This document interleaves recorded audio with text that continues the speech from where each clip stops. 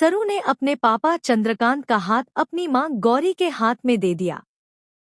Finally Chandrakant अपनी बीवी और बच्चों को घर वापस लेकर आएगा। जी हाँ दोस्तों, सरू का आने वाला ट्रैक बहुत ही धमाकेदार होने वाला है। जैसा कि आप देख रहे हैं, सरू की जिंदगी में हर बार एक नया चैलेंज आता है, लेकिन सरू उन सभी चैलेंजेस को बड़ी समझदारी और सूझबूझ से संभालती नजर आती है। फिलहाल वेद सरू से नाराज है और खफा दिखाई दे रहा है। इसका पूरा फायदा अनिका बहुत चालाकी से उठा रही है।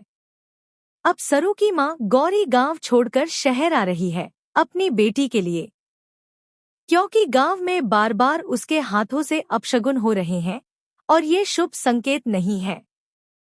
इसलिए गौरी वहां आ रही है जहां वो कभी नहीं आना चाहती थी। सालों पहले कामिनी ने उसे मरवाने के लिए बहुत खतरनाक प्लान बनाया था।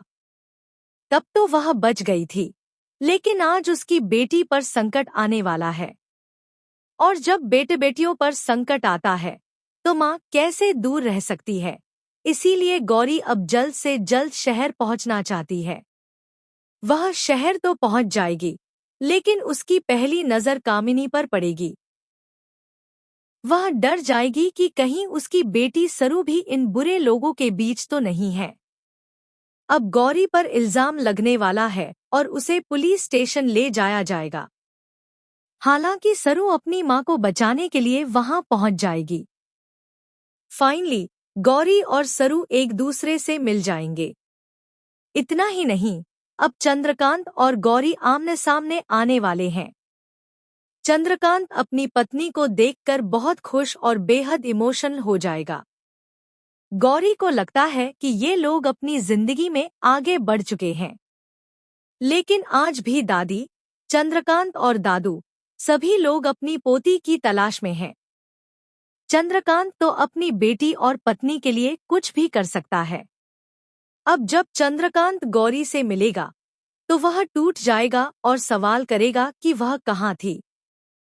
और जब उसे पता चलेगा कि सरू उसकी ही बेटी है तो वह और भी खुश हो जाएगा। वहीं सरू अपने असली पापा का सच जानकर बेहद शॉक और इमोशनल होने वाली है।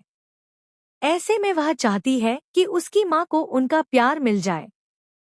इसीलिए वह चंद्रकांत और गौरी का हाथ एक दूसरे के हाथ में देती हुई नजर आएगी। लेकिन क्या यह इतना आसान होगा? क्योंकि यहाँ कामिनी है, उसकी बेटी है और अनिका भी है।